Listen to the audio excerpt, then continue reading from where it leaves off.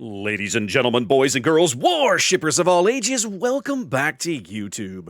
My name is SeaRaptor, and today, guys, we're going to continue our Learn to Play series on the Italian destroyer line by taking a look at Tier 7's Luca Tarigo. Luca Tarigo. Tarigo. Make sure that when you're pronouncing an Italian destroyer, you're waving your hands around emphatically. This is very important. If you don't do it, it just doesn't come across with the same gravitas. Wave your hands emphatically. Ah, yes. Luca Tarigo. All right, here we go. So, Tier 7, you've heard me say this on other videos. If you're a fan of the series of videos, you've heard me talk about this with Mahan over in the American branch. You've heard me talk about this with Shiratsuyu over in the main Japanese branch. Or was it Akatsuki? I can't remember which one I've done over there, but one of the Tier 7s, right? Tier 7 is traditionally a very uncomfortable place for destroyers. It's the last tier you don't have access to the concealment module, right? You don't have access to slot 5 yet. You're stuck with only the 10% module that you can get out of your captain, the concealment expert skill for 4 points. So concealment of a Tier 7 destroyer is usually a very, very, very bad problem that you have to overcome, that you have to play around. You also start to get more challenging matchmaking, don't you? Right? You're starting to see Tier 8 and Tier 9 boats, more and more Tier 9 boats with a more preponderance of radar. And in some cases, high-tier hydro, which can also become a really, really bad problem for you.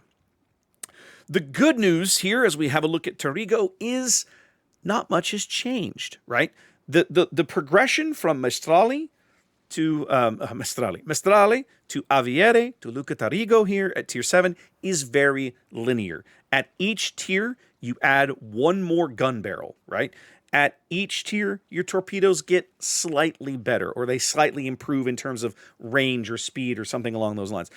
And the surface detection of each of them stays roughly in the same window. It's not great, but it's not terrible. So the curse of playing Luca Tarigo is that you're a Tier 7 destroyer. The benefit is that all the lessons that you've learned up to this point still apply in this ship. Nothing has really changed. You're just a little more capable. You have a little more health, a little more firepower, and, as we'll talk about a little bit, a little more flexibility with your consumables, which is actually nice because the consumables on these ships are really critical to getting them to perform. Let's take a look around, and then we'll get into some of the nuts and bolts. So, survivability, that's the big one, right? We always want to talk about what do we get for health pool. A fully buffed Luca Tarigo here. This is survivability expert on the captain, and the new flag, the new signal that gives you an extra 5% HP, basically 18,500 hit points. Her base health is just a shade over 15,000, 15,100. So you can add quite a bit more HP with the right mix of skills and flags, which you absolutely want to be doing. Every point of health in these ships is precious. All destroyers, but particularly these guys, because you're constantly going to be gunboating, and as we mentioned, and as you're probably used to by now, at the 5 and the 6, your detection is a little subpar. It's not terrible, but it certainly isn't a massive advantage.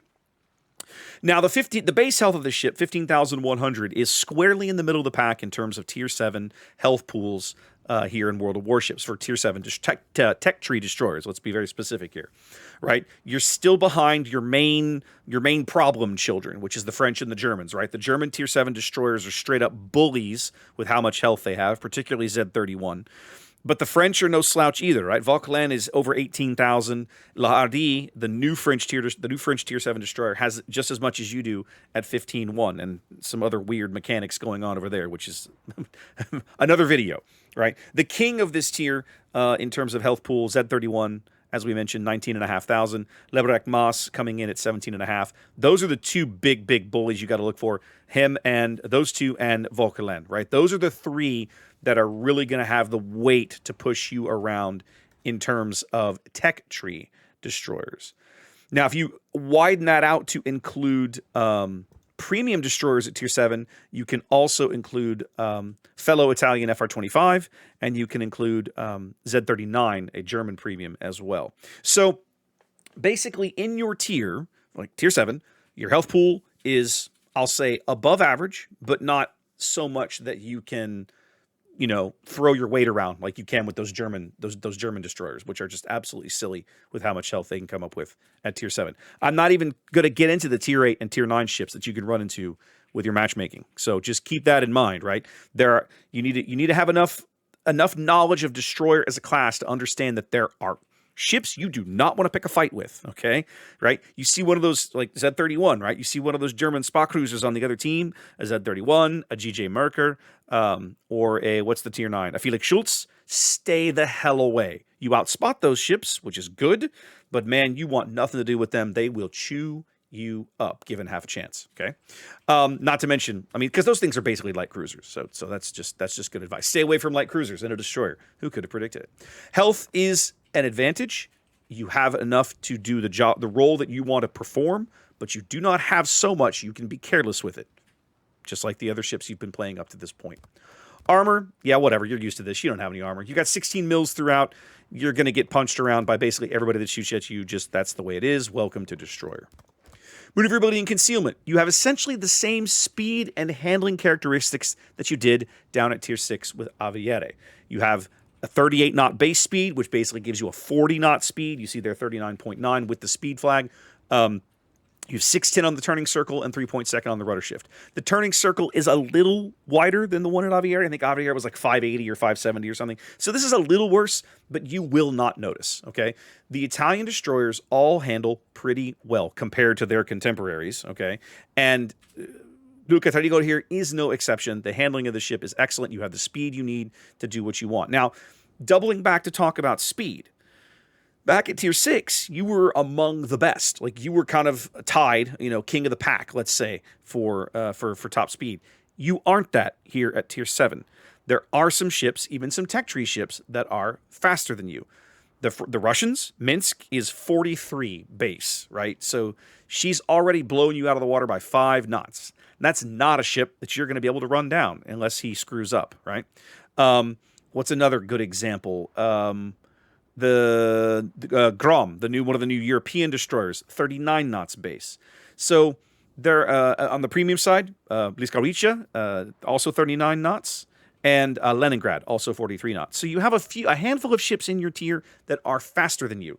The good news is the overwhelming majority of them are slower than you. You have the speed you need. But just keep in mind that there are ships out there, including Sims, actually. USS Sims, Tier 7 American Premium, is just a hair, half knot faster than you.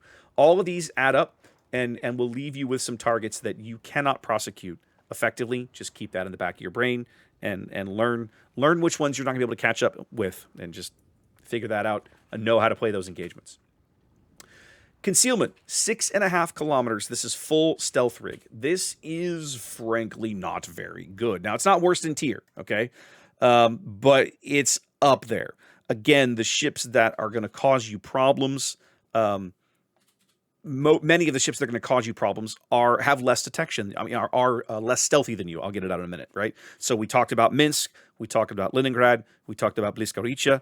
Those ships all have, you know, worse detection than you. They're all closer to 6.6, 6.7, or 6.8. But basically everybody else in the tier is stealthier than you. Remember we talking about Z39, that German premium that has a pile of health? Z31 also with a pile of health. Those ships outspot you. That's dangerous. When you see one of those on the opposing team, man, you have to play very, very cautiously. And you almost want to make sure that you know where they are on a map before you start committing to trying for caps or getting into gunfights or picking fights, those kinds of things. So, you know, as you get into the higher tiers of destroyer, it's very, very much know your opponent, know your weakness. 6.5 kilometer detection is a bit of a weakness. It's not catastrophic, but it is something you will struggle against when playing this ship, because the things that you are faster than, that you want to be hunting, all see you coming, right? Think about a Japanese destroyer, right? Think about a Shiratsuyu or an Akatsuki. Those guys don't want to get in a gunfight with you. You will murder them, but they see you coming. That's right. So that is a bit, Akatsuki a little less so, but certainly Shiratsuyu has a huge spotting advantage on you, right? And then there's some even weird ball premiums like Jupiter 42 or Haida or Huron. All of those see you coming, and they have pretty good. Those are not slouch gunboats either. So again, when you start to pick these fights and get into these engagements, make sure you understand what you're getting into. You know the health. You have a pretty good sense of the health of the opposing destroyer. You know, do you have friends around? Like, think very carefully before you accept some of these gunfights, because most things you engage will see you coming. Main battery. Tarigo's main battery now expands out to 3 double-barreled turrets. These are the same 120mm 50 caliber guns you've been firing, except now, I'll back it up, now your midships turret is a double-barreled. Back on Aviere, this was a single barrel of midships. Now you have 2. So you've gone from 5 barrels to 6. Your reload is a little better. I believe it was like 6.7 or something, or 6.6 on Aviere. Aviere, we're now down to 6.2. Your maximum range here, I'm showing 7.5. Is that? I think that's fully buffed, right? I have this thing configured just like I did Aviere, right? So I've taken the gun bloom, I've taken the gun range buff here, and I've taken concealment expert on the captain so that I can get these two values inverted, right? So I have a little more gun range than I have detection. But when you first pick up a Tarigo without a captain on it, without that gun range buff, you will have less gun range than detection. So that's something you're going to want to try to correct as quickly as possible. I would highly encourage you to spend some free XP on fixing that problem, or a little bit of elite captain XP if you need it, and we'll talk about that later in the video. These are the same guns you've been firing, guys. You should be used to this by now. The HE is a little lackluster. You're going to want to fire it on things that are, stern on to you or whatever, bow onto you, lighter targets. The SAP is your bread and butter. You absolutely want to be using that to gut opposing destroyers in gunfights. You will get the opportunity on occasion to use that on things like opposing like cruisers. Plenty of other things that you'll run into that SAP will do good work against. The trick is, at the range you're doing that damage at, you are in extreme danger. So you want to try to minimize those encounters, or at least keep them as short as possible, and you'll see some of that later in the sample gameplay. There's not really much else to say here about the shells. I will point out, and I didn't really talk about this in Aviere, but you probably noticed the gun angles on these ships are actually quite good. I don't have the information to put up. Like, I don't have the game model's 3D graphic to throw up here. But like, just driving the ship, these 4 barrels up forward, you can get them over the bow at maybe about 10 or 12 degrees just off the bow, maybe 15 degrees off the bow. You can get a significant chunk of your firepower over the front of the bow, over the front of the ship, without showing a tremendous amount of angle. Now, the bad news is that the reverse is not true, right? If you're kiting something away, your gun angles are kind of crap, because you're looking at your forward turret has to deal with your superstructure, your midships turret has to deal with the stack. So if you're running away, you've got 2 barrels, use them if you need them, but you probably want to try to disengage as quick as you can and look for a better opportunity. But if you're pushing something, you're running in a gunfight on the surface and the guy's in front of you, hey, your gun angles are pretty good. You don't have to give them a crazy, crazy shot, which is really, really nice. Torpedoes. Basically the same as what you had down at Aviere, a little better in terms of damage and range. I'm out to 10 kilometers now with a 10,000 alpha hit.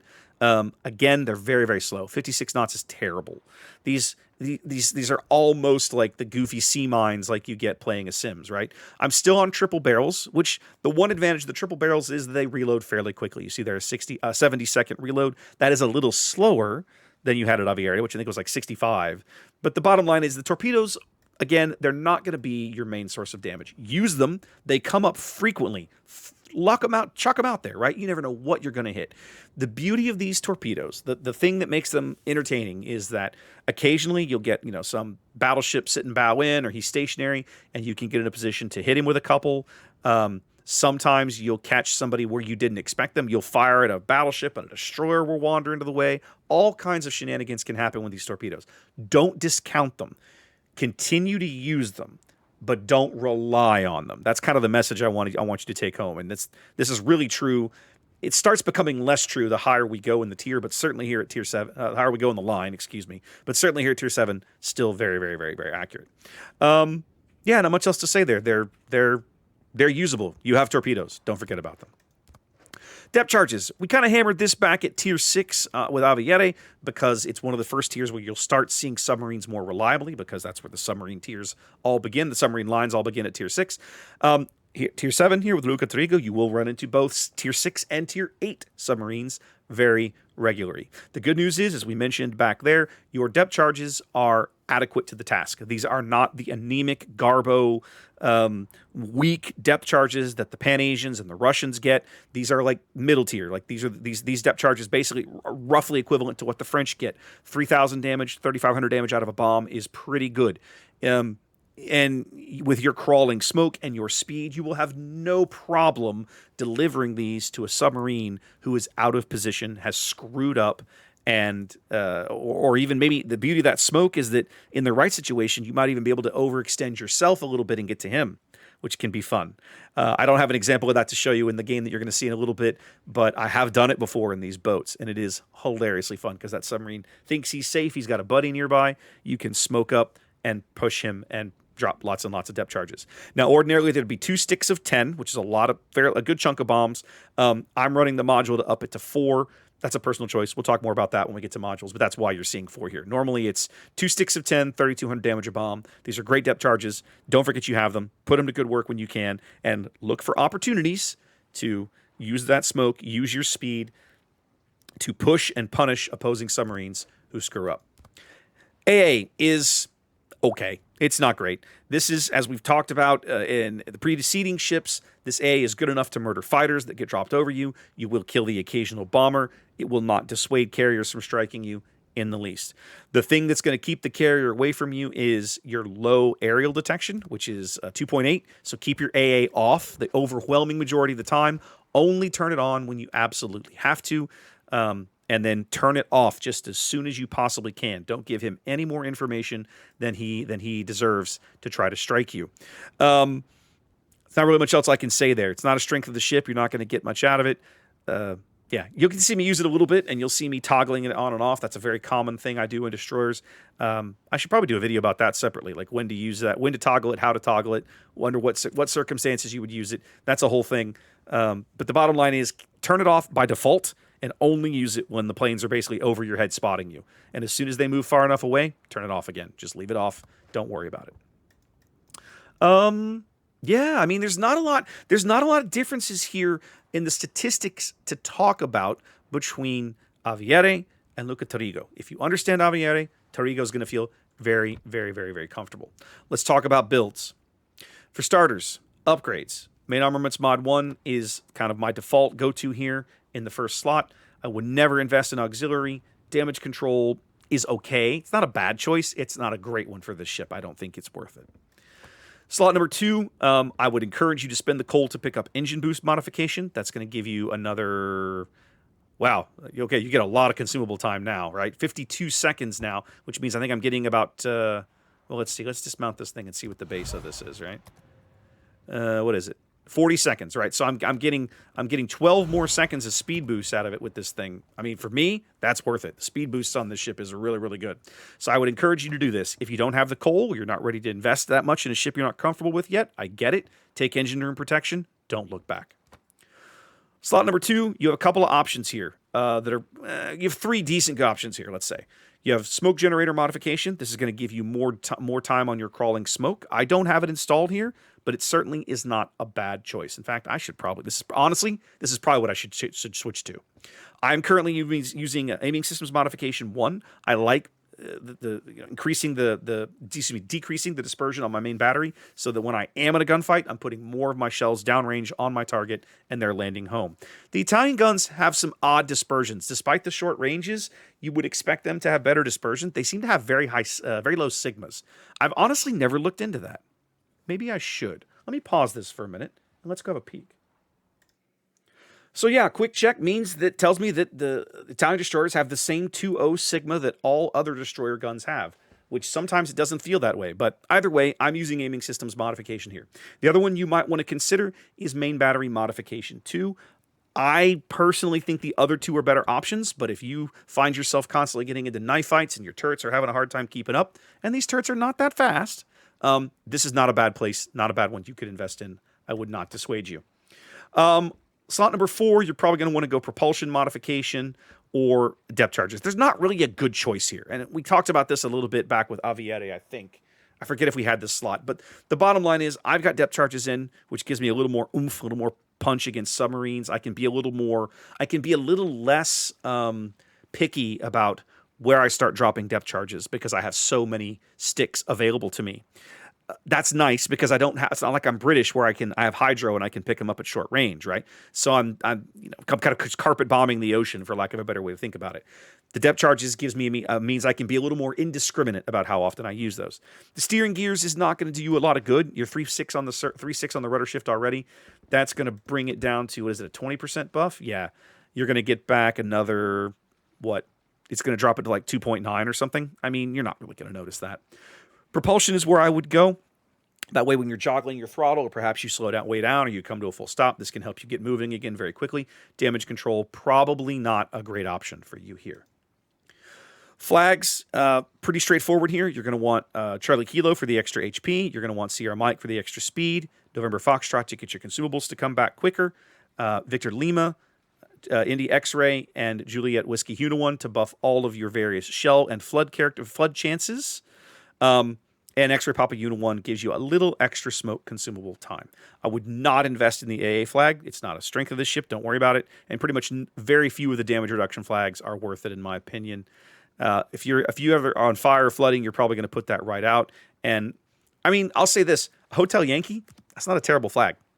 If you find yourself at close range, sometimes the final torpedo is the right answer. So maybe this is not a bad call for an Italian destroyer. I hadn't considered it till this exact moment, but now sitting here making this video, I could see it. Let's do it. You have the same consumables that you had down at Tier 6 with Aviere. The difference is now you have more of them. We're slowly adding quantity. The type of them is fixed. I still have damage control, my exhaust smoke generator, and emergency engine power.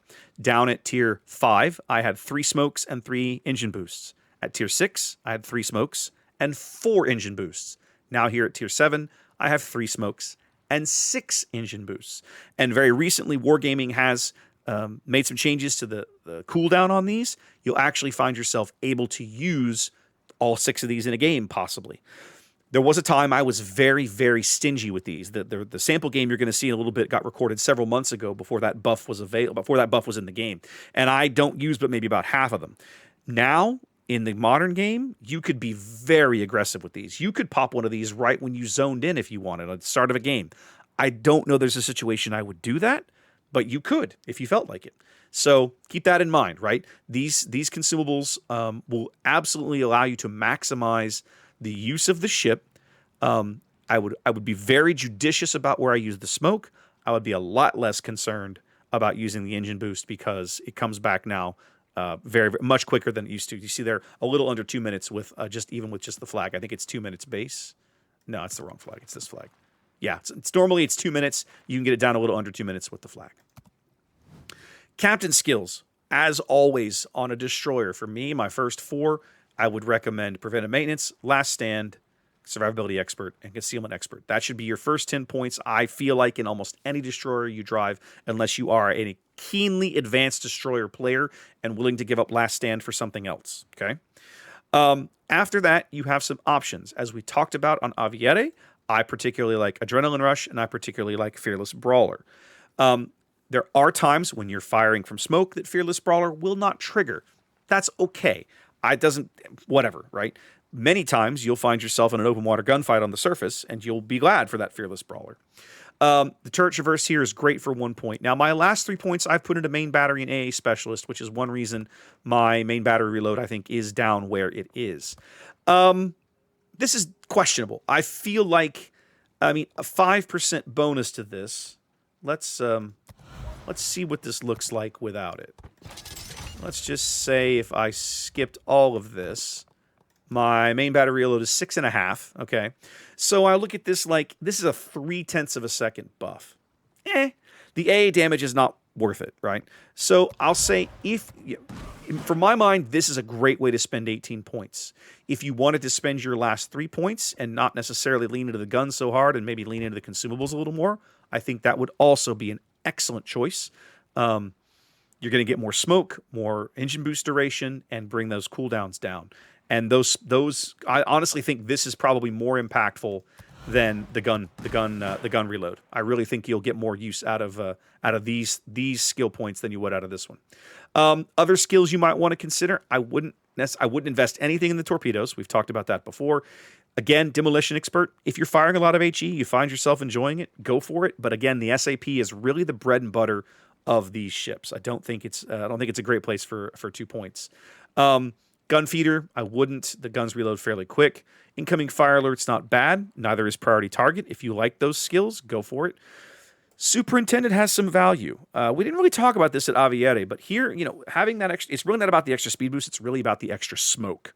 And that extra smoke could be really, really impactful. So again, if you didn't want to ditch these, but you just wanted an extra smoke, Superintendent would be an excellent, excellent choice. Don't bother with IFHE. Don't bother with extra heavy. Radiolocation is, it's dubious. I don't know that I would use it personally.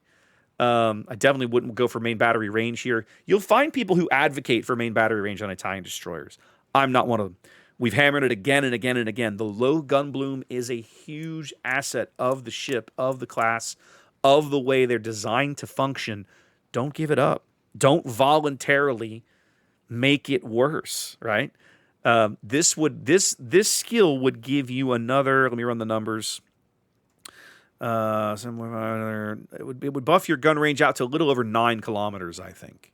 It would be 0.7. No, right at 9. Basically your gun range would be right at 9 kilometers. Man, I like it at 7.5. Truth be told, I'd love to get it down to about 7, right? But I can't get lower than 7.5 without seriously kind of messing with things. So yeah, I wouldn't do this. I don't think there's much else I would consider investing in. I think that kind of hits the highlights. Dazzle's not bad, but man, we've definitely seen some weird uses of this skill. So I mean, if you like Dazzle, go for it.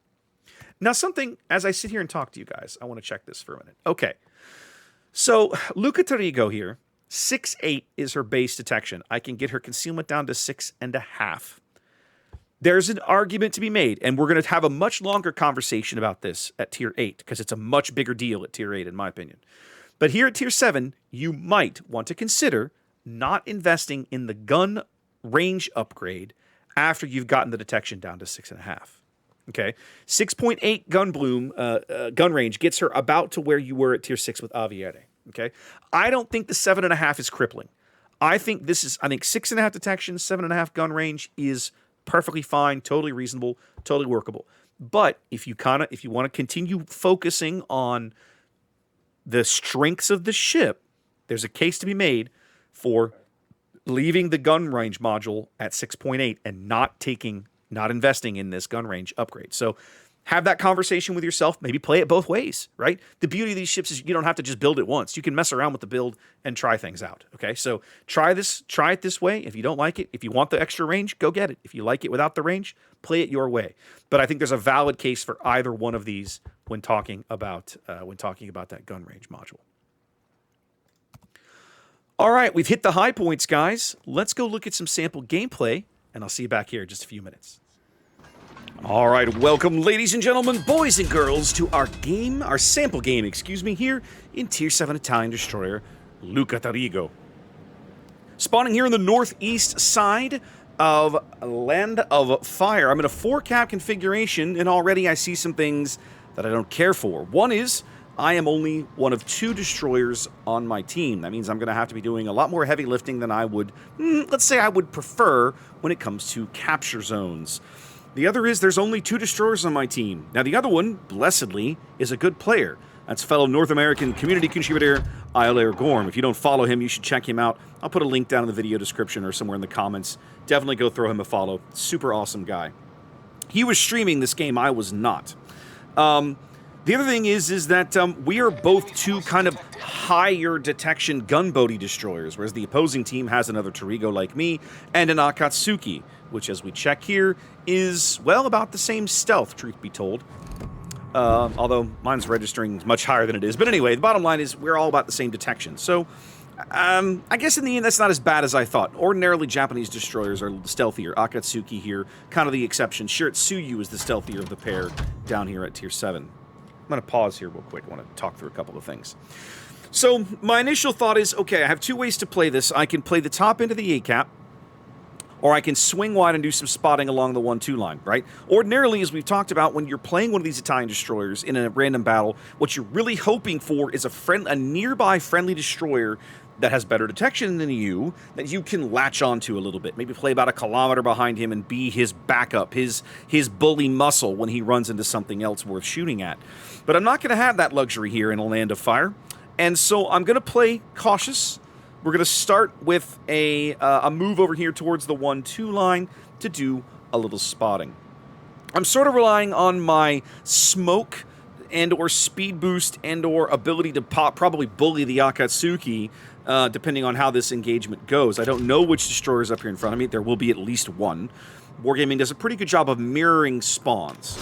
I'm going to vomit some torpedoes out here across the bottom end of the A cap. They have a 10-kilometer range. You can see on the mini-map they will have enough range to touch the bottom of the cap. And a lot of destroyers like to sit down there and, you know, finish capping or whatnot, which in a carrier game is dicey, but that won't stop them from doing it. So we're going to throw some of our slow Italian torpedoes out there to have a peek and see what happens. All right, time to come around the corner, and hello. Well, all right, so we've already answered one question. Let's pause for a moment real quick. We've already answered one question. We know now the Tarigo is here. I have an Atlanta backing me up. I got a Scharnhorst at close range. I don't know who he has back there for backup, but I'm feeling pretty good about my life right now. But I also don't want to die. This is not a gunfight that I'm excited to be in. I didn't notice this at the moment, but as I'm sitting here looking, you can tell I have Survivability Expert and he does not, so I have a small health advantage, maybe about 15 to 20%, but it's not something that I want to rely on. He's already got the SAP in the barrel, and this gunfight's going to begin, and immediately, look at that. I went from 17.5 to 11.9. His first hit against me, 5,600 HP. That is the power of these Italian destroyers, and already basically a third of my HP is gone. So I've got to try to get some of my own back here. I am pumping the smoke. I want to break this contact as quickly as I possibly can. I do get some of my own back there. He's going to get a little more chip damage in, and I have to assume the torpedoes are coming, and of course, there they are. So we keep maneuvering. I'm not popping the damage control. I could, but I'm going to opt not to right here. I want to make sure that I've got it available in case something else worse happens. Now, as I come out of this smoke, I'm expecting us to bump up against each other again. He smoked a little later than I did, so let's see how this works out. I'm putting HE in the barrel, specifically because I expect him to be running due south or well away from me. In fact, you can kind of see him running away. There comes the Atlanta radar coming up. We're going to catch a glimpse of him right there as he ducks out of my gun range, and I go back behind the island. Take a few shots, not getting anything out of him. Very sad. Now, ordinarily, I would not be excited about being in a game with a carrier. Truth be told, I'm really not excited about it. But at this exact instant, there is an Atlanta right on top of me. And I do not mind these dive bombers at all. That Atlanta is going to have his way with these things. This guy can come looking for me. But between my A, the Atlanta's A, we're going to have some fun with this guy. I'm going to sneak out from behind the island. We know there's a Fiji in that smoke. I'm going to throw some shells that way. The Fiji does not gauge my speed correctly. Even with my engine broken, he's behind me. Planes go away. I go dark. Life goes on. Now, my torpedoes took a reset earlier. I took some damage to them while they were reloading, which means they're now staggered a bit. This is unintentional, but for an Italian destroyer, it actually works out pretty well. It gives you the opportunity to throw them in lots of different directions. They are slow. Right? One of the things about these slow torpedoes is you will frequently launch them at things and then suddenly you'll end up hitting something that you either didn't know was there, hadn't been aiming at, had wandered into position just because of how slow they are.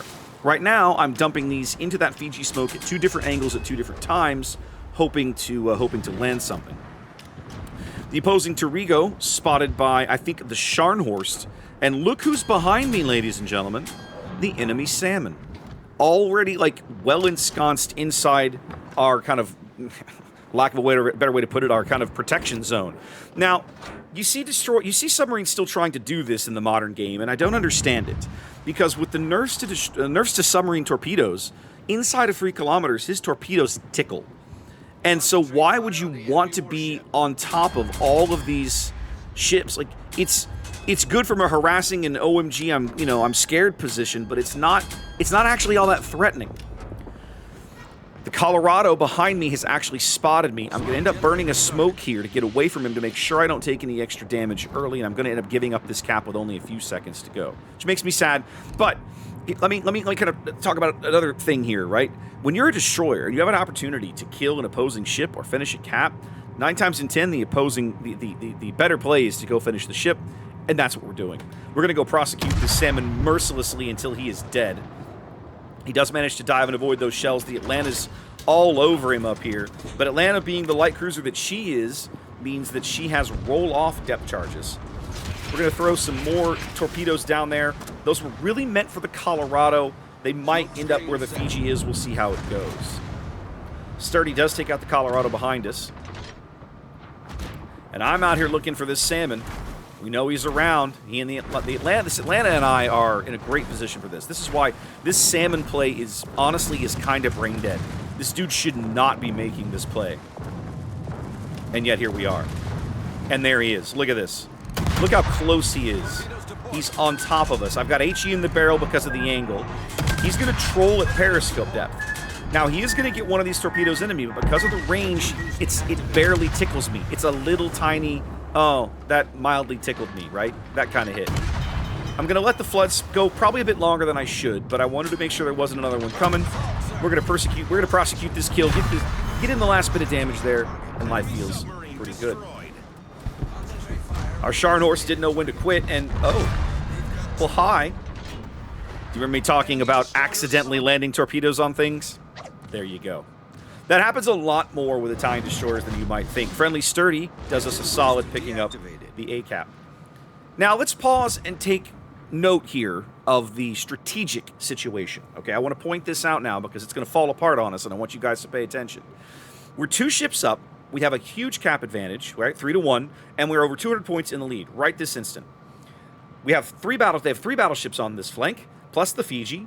And the Lowenhart is back there somewhere. They don't really have any good way to, like, push, threaten this cap, whatever. Isle Air started on the other flank. He's done some good work cutting across the middle of the board. He's now here with me. And I'm headed back towards the A-cap, not realizing, I think, yet that it is captured, but also looking for torpedo angles. This Nelson is almost certainly going to go bow in and reverse. So you see what I did? You can see where the marker is. The indicator's telling me, no, he's going to keep moving. But I know he's not. I know he's going to stop and reverse. I'm firing those torpedoes where I believe he's going to be. This is an incredibly important skill you got to learn with Italian destroyers. There's a reason I say these destroyers are kind of like Destroyer on hard mode. You've got to learn how to predict torpedoes far farther in advance than you're probably comfortable with, simply because of how slow these torpedoes are. Now, I'm going to point out something else real briefly. We've got a pretty good presence here at the A-cap. But look at the map. Really look at the map. Okay, I'm gonna draw on the map here for a minute. We're gonna have some fun with our canvas thing. I got a bunch of ships here. All their destroyers and submarines are dead. So what's not defended? The sea cap. There's nothing here. I could potentially take a line like this and have free reign to this cap, and there's nothing that they could do about it. Pretty much, anyway. Nothing that I can see. And along the way, we're going to get to have some fun with the Fiji. Because the Fiji has isolated himself. Those battleships on the 1-2 line cannot help him. And as a destroyer, I ordinarily would not want to, let's say, court a gunfight with a British light cruiser. You really don't want to do that, particularly one of the higher tier ones whose turret traverse is better. But I know Fiji very well. That's a great ship, but her turret traverse is kind of slow, and right now his turrets are looking over the starboard side. So if I come around his backside, while perhaps say he's either stuck there trying to run south, something like that. Our torpedo prediction did work. I should be able to either murder him with my guns, or more likely, either put torpedoes into him, murder him with my guns, or at a minimum, spot him for my team through his smoke. While I'm on the backside of his smoke, like in a smoke firing penalty situation, that smoke firing penalty won't matter. My team might be able to murder him. So we're going to do something a little cheeky, ladies and gentlemen. We're going to go charge a British light cruiser. I love this destroyer line. You can pull off such silly shenanigans that you would never try with some of these other ships. Now, admittedly, this is something that I would try with almost any destroyer because this Fiji is very much in a compromised position. I'm making this maneuver banking on his hydro being offline or him not having it up. And Either he's not using it or it's offline because, for sure, he has no idea that I'm coming. Whereas if Hydra was ticking, he would know. He just puts his smoke up. Check this out. I'm going to do this in a couple of stages so you can see it. Okay, hold on. Right there. Right there he fires, and he's spotted. Right? You can see the game's trying to render him because I'm here. I'm spotting him through his smoke for my team. Understanding how smoke firing penalties work, very, very important. But we're also at about 2 kilometers. We're about to hard spot each other on the surface regardless of that smoke. And so I'm just going to go ahead and vomit out every torpedo I have. This is a little overkill, but I cannot afford to miss this kill. I also know how badly that ship changes direction from full reverse. So, yep, life feels pretty good. We're going to get him off the board. And now I am free, easily free to go cap C. I'm going to pop a speed boost here. I've got free run to sea. There's nothing here. The only thing that can bother me is the Lone Heart's planes. They have no ships within 10 kilometers of me. This is an easy, easy, easy cap. And at this instant, look at the score. We're up 3 ships. We have over a 400-point lead as the New Mexico steps on the D. But here, ladies and gentlemen, is where my team is going to let it all fall apart. The Atlanta goes down. Unfortunate. Our Belfast, inexplicably, is nose-to-nose with 2 battleships on the 2 line. I cannot understand why he is in this position, but yeah, he's dead. New Mexico is about to be in like a 2-on-1 because he's got that Warspite and that QE are divvied up, so you know they're tag teaming somebody. New Mexico takes some bombs there from the Lowenhart. I'm just focused on this cap. I'm just kind of I'm describing for you the play-by-play of how my team manages to really, really throw this game in a big way. Now, I feel like I've had a pretty good impact on this game, right? I'm at 3 kills, 45,000 damage. I got a couple of achievements, 40,000 spotting. Can't complain about that. I'm about to pick up a full cap. It's kind of nice. Yep, there goes the New Mexico. And just like that, 3 unanswered kills. It's about to be 4 unanswered kills, by the way, but for the moment, 3. The entire A-cap flank of this map has kind of fallen apart for my team. I'm really glad I made this run to sea, because there goes our Belfast. So on a 4-0 run, the opposing team now has a 1-ship lead, and our lead in points is now under 150 while I'm trying to pick up this cap. Our Independence, by the way, also not paying attention to his hull position. Look where he is back in the B cap, being pressed by an opposing Schoolers. Whole lot of map unawareness in this game, ladies and gentlemen. Now, the Loneheart knows that I'm here. Just has decided he's going to come attack me, but he's chosen the wrong plane type. Loneheart's torpedoes are pretty impactful, but they're very, very slow. And I'm using my old trick of keeping my AA off until they are for sure inside my aerial detection. At that point, I'll turn it on, and we'll have some fun with them. As you can see here, I'm going to rack up a couple of plane kills, mostly these fighters he dropped over my head. Italian AA is not great, but it's enough to murder fighters that are spotting you. And now the Lowenheart has chosen something very, very, very unfortunate for him. My base unbuffed speed without a speed boost on the surface is nearly 40 knots. His torpedoes cap out at about 35 or 37 with some buffs. They will never catch me. They're not remotely a threat. I don't even have to change course. They will never catch me from astern. So now, the lead now back up a little over 200 points. We're still down a ship. And now I have some difficult choices to make. I've got a Warspite and a QE off to my starboard side. The Sturdy is really too close to be impactful to them. Remember, we've talked about submarines being too close to their targets. Well, that's where he is. We know this Lowenheart trolling somewhere in the bottom corner of the map, and we also know. Look at my team information up here. Let's point this out. He got shot at earlier, right? He's on about maybe a quarter of his HP or so. So I think the play for me is we are going to make a run and try to go bag ourselves a carrier, or a pigeon, as my buddy DJ would say. A pigeon coop, I think is what he calls them. Now, the Lowenheart's HE bombs are an extreme threat to me. There's our Independence goes down, feels bad. Now 5 unanswered kills by the opposing team.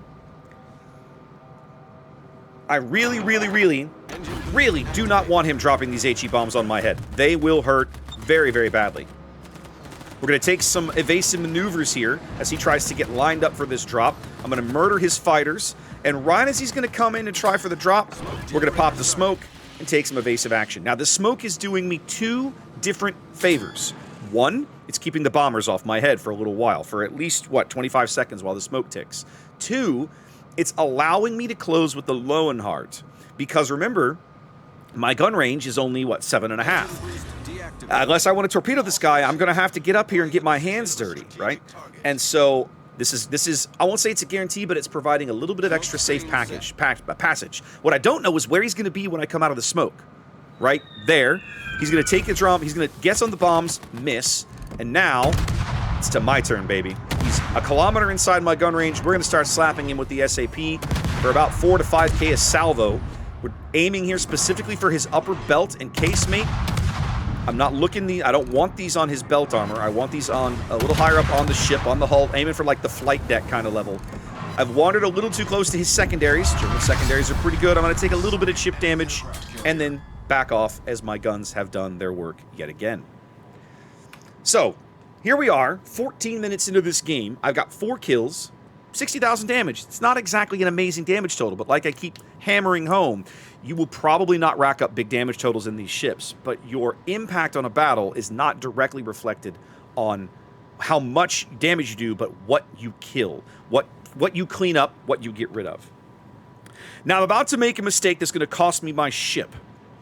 So I'm going to talk you guys through this, okay? The Lowenhart is out here with his planes. He got one last round off, and you know he's going to come try to drop me. And I'm not worried about the torpedoes. As long as I don't take him on the broadside, he will not hurt me. But that QE's HE will absolutely hurt me if he's paying attention. And so far, that QE Warspite div has shown itself to be pretty competent. I'm trying to line up a torpedo salvo. He gets guns downrange, and as you look at that dispersion, you can see it coming in. You can see it, don't you? I saw it. My butthole puckered up when I saw this salvo because I was like, I'm about to die. And sure enough, there it was. One thing that I could have done better in that situation was cut my throttle. That would have shortened the turn. I probably would have been able to dodge those shells, or at least dodge most of them and not get dead. So I'm dead here now through basically a little bit of mistake of my own, a little bit of smart carrier play from the opposing team, and a little bit of bad navigational from my team. But we still have a lead with 5 minutes to play. Gorm back there, Air doing the Lord's work with his Minsk. He's going to just continually reset this Warspite. I don't know how many defense ribbons he ended up with. I think I asked him in his own chat later. I went to have a look at his stream, and he had a lot. He had a lot of defense ribbons. Our Sturdy has spent so much time submerged, he is trying to recharge his battery.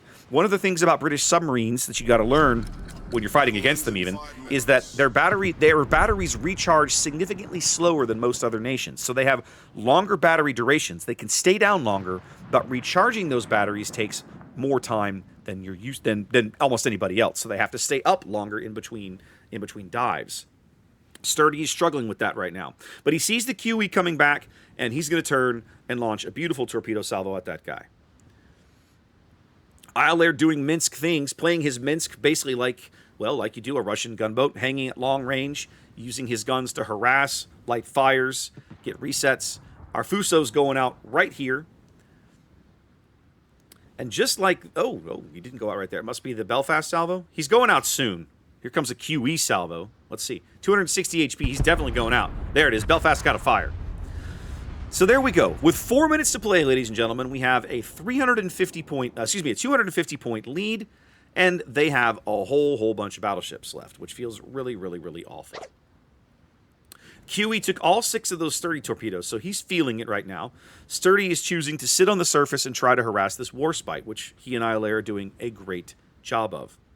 That sea cap that I went back for looms pretty large right now because they don't have a ship in a position to do anything about it. The New Mexico and the Belfast are tag teamed together. They're up at B. The Warspite has been trying to cap A for the better part of 2 minutes and is still not even that close because, well, he just keeps getting hammered. Air playing a very smart game, hugging islands, joggling his throttle, trying to get resets, using the Sturdy as a spotter, trying to work around island cover here. But we're starting to get to a point where I'm not convinced the enemy team can win unless they get a kill. We have a pretty solid points lead, and we're still going to be ticking up C no matter what happens. We're going to lose B. That can't be prevented. Now, whether or not we lose A or not depends on, well, a variety of factors. This Sturdy is going to get a ping there into the stern of the Warspite. That's going to allow those 3 torpedoes to hone in, and Air is going to open fire again, and In come the resets. That Warspite's got to be so tired of him. Sturdy's in a bit of a pickle. He can't charge the QE. The days of the point-blank shotgun are long over, as Ailaire's going to take some damage there. Over 900 points now is my team. Still, that C cap that I picked up, the only reason we're still ticking up points right now. If I don't go make that play, we lose this game. But again, these Italian destroyers, they're so good at that sort of positional stuff. Sturdy really can't do much, and I'm going to speed up things here a little bit. Ailaire just playing a brilliant game, and now we're under 2 minutes, and I literally don't think that they can catch us at this point. In fact, I think as Gorm runs away, I'm going to point out to him in chat, like, man, I don't think it's going to matter. Yeah, 60 seconds now. I don't think they can catch us. We have a 200-point lead. It's tied up now. The Warspite ends up sailing backwards or something out of the cap. Sturdy's trying to get back into the game. His battery problems still plaguing him over there. Finally, the Warspite is back into the cap, but in the end, it's not going to matter. So in the end, we're going to hang on by the skin of our teeth here for a win as time expires on Land of Fire. So what do I want you to take away from this game? Italian destroyers. How many times we've talked about it? I'm going to keep talking about it, but I need you to understand the gun bloom is both a curse and a blessing. You've got to train yourself to learn how to use it, okay? It didn't really factor into this game here as much, but you're looking for opportunistic damage, opportunistic kills. You can pop in and out of detection very quickly between your short gun bloom range and that smoke you have. This is a tier where you finally get a lot of speed boosts. Don't be that stingy with them. In fact, since I recorded this game, they've announced some buffs for Tarigo. I believe we talked about that earlier in the video. So it's like Tarigo's going to get even better, right? Don't be ashamed. Don't be afraid to use up those speed boosts. They are really, really, really handy at repositioning or making charge attacks when they can be useful. Be smart about what you charge, okay? A lot of things will murder you if you charge them, but a lot of things won't have the opportunity to if you're on top of them quick enough with enough catastrophic damage. So 4 kills. Again, not a huge damage total. A couple of nice achievements, but a nice XP score here, right? 4 kills, a full cap, a couple of nice achievements. Again, the kill on the opposing Tarigo is luck, but sometimes luck matters. Luck is how you win games. Solid games from my fellow light units. This was very, very much a carry almost by our destroyers and submarines on this team. Look at where we are versus look at where the opposing ones are, right? Like if you added all 3 of these guys together on the opposing team, you don't even get the game that Ailaire had. This is one of the reasons I love playing destroyer, guys. A good destroyer player, a good destroyer team can make or break a game depending on what's going on. So yeah, a little bit of mostly good damage out of the SAP, some torpedo damage, not much out of the HE. This is very common. You probably won't often get a lot of damage out of the HE in these ships. All right, there she is, ladies and gentlemen. Tier 7 Italian destroyer, Luca Tarigo. If you are enjoying the line up to this point, I feel like by now you should have a pretty good handle on it, right? I mean, we've shown you some sample gameplay. You've been able to play through 2 different tiers of more or less the same thing. Luca Tarigo, as mentioned earlier, basically the same kind of ship. More of same, more or less. A little more capable, a little worse matchmaking, a little more challenging matchmaking, let's say. But the bottom line is the ship continues to perform the role that she's been performing, the line has been doing up to this point. It's only going to get better. Well, I won't say it's only going to get better. It's going to get better next tier because Kuniberti at tier 8 is an amazing tier 8 destroyer. I can't wait to introduce you to her. She gets some very, very cool upgrades and bonuses that the 5, 6, and 7 are very, very, very similar. Tarigo is like a bit of a leap forward, and then the line completely goes off the rails at tier 9. And I'm not even sure I can make the tier 9 and 10 videos yet, guys. I'm still working on that, so we'll see. But I'm absolutely going to get you caught up all the way to tier 8, where you can enjoy those boats, because the 5 through 8 are so much fun. They're great ships. I hope you're enjoying the line. I will be back with Vittorio Kuniberti in the near future. In the meantime, you guys wash your hands, be safe. I'll catch you next time.